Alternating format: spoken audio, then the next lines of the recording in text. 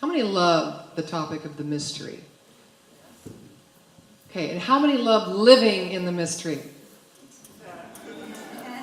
I think the same hands went up. What's up with all the rest of you guys? Oh, I know what's up. I know what's up. Oh, my goodness. So, we're coming to the close of our theme, which is embracing our humanity. And we have to live in the mystery to embrace it. I think living in the mystery requires us to let go our attachments and surrender to what is as us in our humanity. Now I talk a lot about our divine humanity not being two things but one thing. But the reality is, when we're stuck in the muck, we don't think about being spirit right away, right? We think about being separate from spirit because spirit would not do this. Spirit would not have made this choice. Now that's all very well and good if you're looking at it logically with a limited idea of who you are. But when you know that you are thinking with the one mind, then spirit is doing this as you. So spirit is never, ever, ever, ever apart from us. The other thing about surrender is that when you are in it, surrendering, in the darkness, perhaps the mystery, the tendency, the compulsion to make it something else or do something about it or change it or do anything while in it is so strong that we only visit the mystery. We don't stay there, like we dip our toes in the water, that's it. We don't go swimming very often, right? Unless we're like Georgia shared last week, so physically sick that our mind stops, right? Yeah, everything else goes, but our mind stops. So we're not very intimate with the mystery. Would you say that's accurate? We kind of know it, we've kind of experienced a little bit of it. We call it the unknown, and great. But how important is it in order to live a full life, in order to be fully alive so that you can live a full life, and in order to love your life no matter what's going on? Our two eyes, can capture the physical world. They know how to block the light, but they also can be blind to everything else. And only when we open this third eye, this sense, this intuition, which also you can maybe talk about as trust or faith, can we move into the realm of the unknown intimately. And therefore be in this world, this physical world, intimately. See, we have to know intimacy in a realm that does not exist in the material world. We need to know that. It means going into the darkness, into the quiet, the silence, right? Because if we can't experience that and swim in it and flow in it and say, I know I am that I am in it, how can we do it when we're facing a partner who's irritating the heck out of us? How can we do it when we turn on the news and listen to what's going on? How can we do it? If we know it here, intimately, the wholeness of who we are, and we can surrender to it and bless it and know who we are in it, then we can look at anything with these two eyes and know that it exists the same everywhere. Because we cannot recognize anything outside of ourselves because nothing lives outside of ourselves. So we're only ever seeing our perception of who we believe ourselves to be. So the mystery is never out there. And yet we get so bent out of shape and uncomfortable when we get in situations that don't feel very safe, don't feel very good. We don't like that because we don't identify ourselves with it. Right? But the truth is we are all of it. And we wouldn't be able to even identify what we didn't like about it if we didn't have experience of that very same thing within ourselves that we didn't like, because life outside is a reflection of inside. Dr. Holmes says a mystic, so this is really what we're talking about. Isn't this funny? Okay. It's funny, not that what Dr. Holmes says, it's funny because I'm trying to use technology and it gets stuck and everything, and it never supports me. Never supports me. Because that's not living in the mystery, Nadine. That's looking at what's gone before, right? But Dr. Holmes says a mystic is not a mysterious person, but is one who has a deep inner sense of life and of his unity with the whole. There is nothing mysterious about the truth so far as it is understood, but all things seem mysterious until we understand them. A mystic is one who intuitively perceives the truth and without mental process, arrives at spiritual realization. Now that gives us a lot of freedom. We don't have to know what we're doing in order to feel the presence of God or the mystery of life. We just need to show up and be open to it. And to know who we are in it. Jana's looking at me like, well, yeah. Well, that's easier said than done, right? Of course it is. Of course it is. But once we start to practice as it, as surrendering, as being spontaneous, as knowing who we are in every situation, as blessing it, and knowing Spirit is present, it gets easier. But we have to put more than our toes in the water. Probabilities exist in the known. Possibilities exist in the mystery. Why we're all here?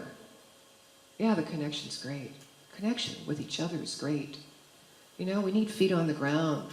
We need people that we can touch and trust and share life with and walk home.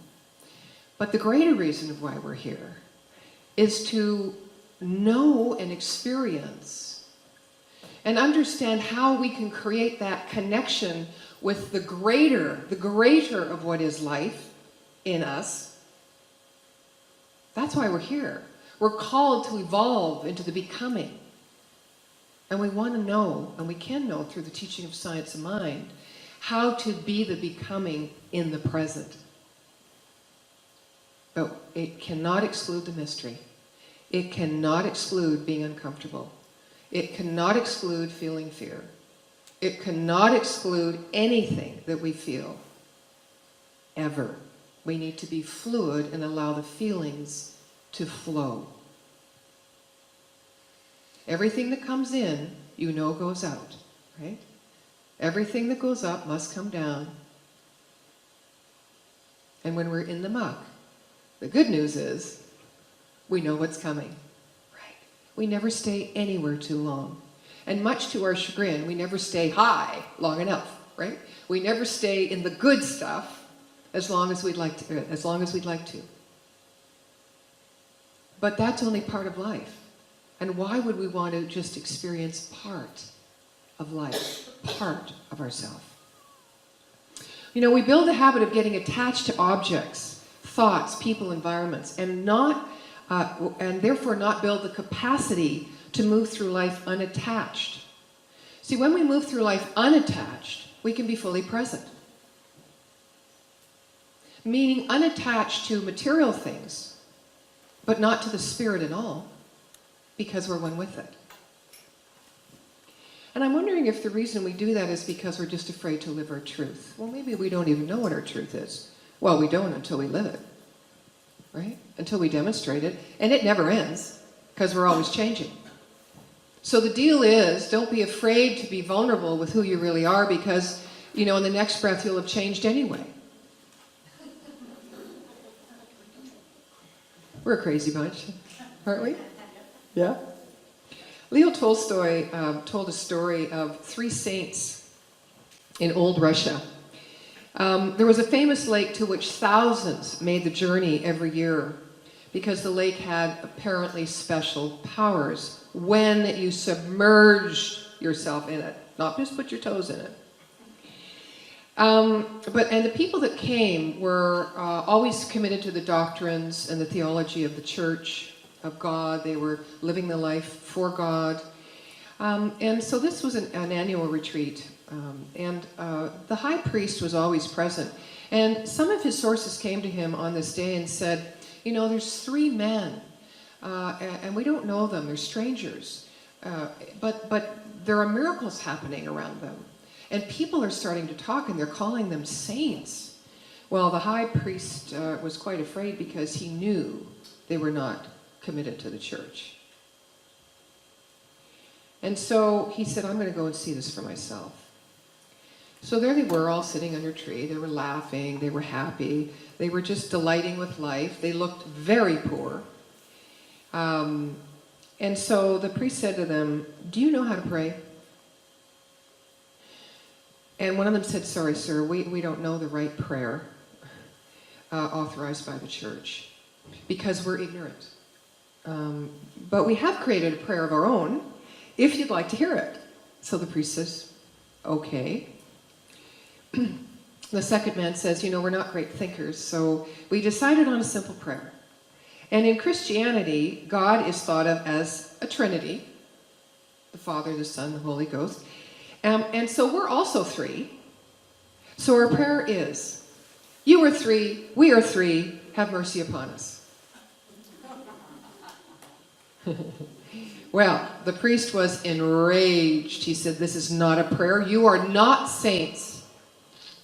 So he taught them the prayer with long, big words. And they asked him to repeat it 3 times because they were simple men. For it was too much for their minds to hold. Well, afterwards, the priest felt very good because he believed he had brought the 3 back to church. He sailed off in his boat, the priest did, and in the middle of the lake he could not believe his eyes, for there were 3 simple men coming running on the water saying, wait, wait, once more we have forgotten your prayer. The priest fell at their feet and almost drowned, and said, forgive me, you continue your prayer. What is it we think we have to know?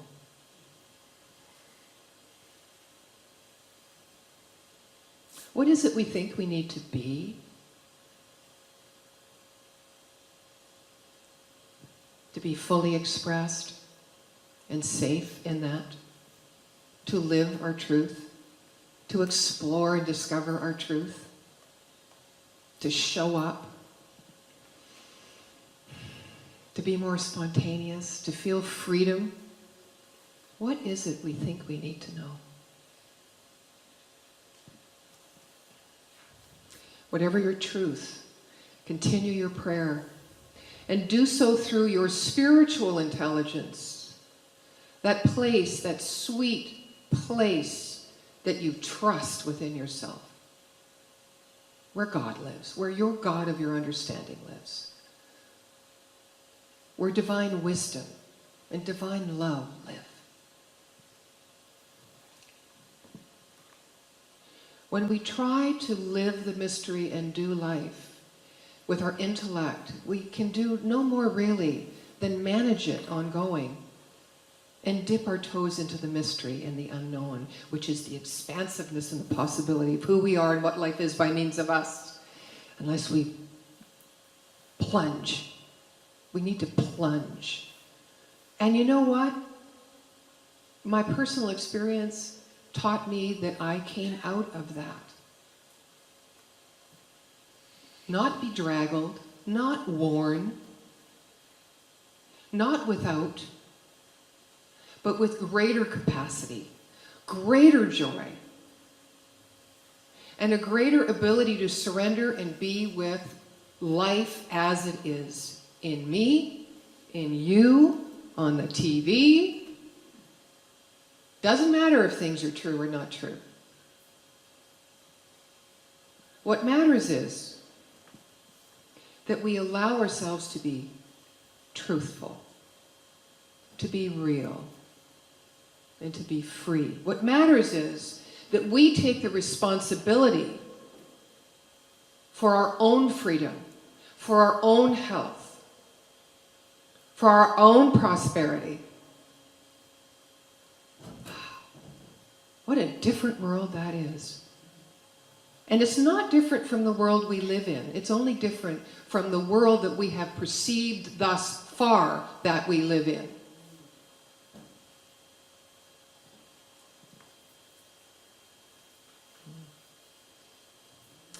I'm going to tell you one more story. It's a Hindu story. A group of blind men heard that a strange animal called an elephant had been brought to the town, but none of them were aware of its shape and form. So out of curiosity, they said, "We must inspect and know it by touch, of which we are capable." So they sought it out, and when they found it, they groped about it. Now, in the case of the first person, whose hand landed on the trunk, he said, "This being is like a thick snake." Now, for another, whose hand reached on its ear, he said it seemed like a kind of fan. And for another person, whose hand was upon its leg, said, "The elephant is a pillar like a tree trunk." Now, the blind man, who placed his hand upon its side, said, "The elephant is a wall." Another, who felt its tail, described it as a rope. And the last felt its tusk, stating that the elephant is that which is hard, smooth, and like a spear. Now, in some versions of this Hindu story, the blind men discover their truth, and they come to blows, right? Because their truths are all different. And the stories differ primarily in how the elephant's body parts are described, and how much violence and conflict there is because of the differences of opinion. One of the outcomes of this story, as it's told, is that they all collaborate and they pull their pieces of their truth together. And they start in agreement to see a whole, more of a whole truth. And in seeing the whole truth and not being so attached to their subjective experience, but allowing for the other's subjective experience to play in their own mind and expand their experience, well, you know what happens. And so when we're living in the mystery, we need to be present with our subjective experience and at the same time not be attached to it. We need to at the same time be fully present, but also fully objectified, so that we have space between our experience, our perception, our feeling, and allow the flow of the possibilities of life to move in, through, and out us into our new subjective experience. So yes, I remember Neil Donald Walsh, when he wrote the book Conversations with God, in that book, which I think the only thing that stuck out after all these years was, we don't need anybody, but we need everybody. We don't need anybody to create the life we want, but we need everybody to be able to reflect it back to us, keep us on course, and share it. We need connection. Because we're here in the physical world and we need physical connection. But not at the cost of our connection with the ineffable. So how to live in the mystery and love it? Anyone have any ideas? Anyone have any suggestions? Maureen?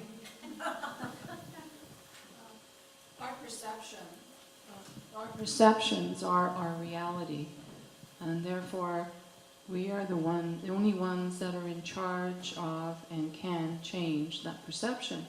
So when we remove ourselves from the internal fixation of this is the way I'm seeing it, that's the way it is, we have to remove that blind from our eyes to see it from another perspective. Thank you. Anyone else want to share anything? Or ask anything? Do you have any questions about this topic? This part of the path that you're on, perhaps? Mm-hmm. Something that resonated here for me. I'm brand new. No, you're not. I can tell. I've had one cataract removed, and so I can see from a different perspective here on a physical plane. And this is not removed yet. When you said that, I wondered why had it taken so long to get this one done. And then it sort of felt to me, well, maybe it isn't time for it to be removed yet or something. It's just that physicality of it. Yeah. Thank you. Yeah. Yeah, we always think that if something else happens, it's going to be better. If we know more, it's going to work out better. But if we just be with what is and go into the depth, that's what the mystic does. Right? That's what the mystic, and we're all mystics. We're not called to be mystics. We are mystics. That spiritual nature within us doesn't rely on the known or the experience or the future or the past. It's very busy right now. So can we just drop into that?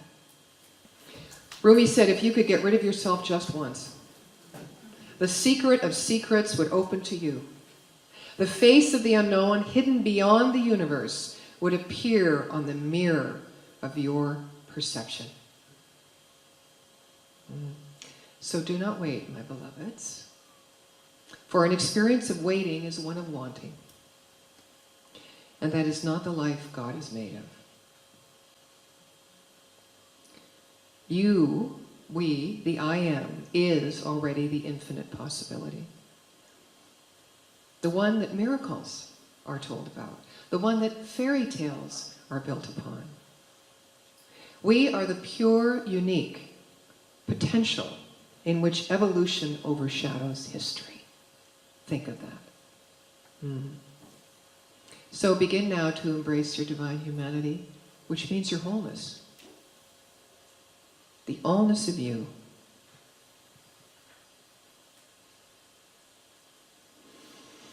And the mystical adventures of life will move from Spirit's hands to your heart. And you will be changed. I can tell you're already changed. And so it is.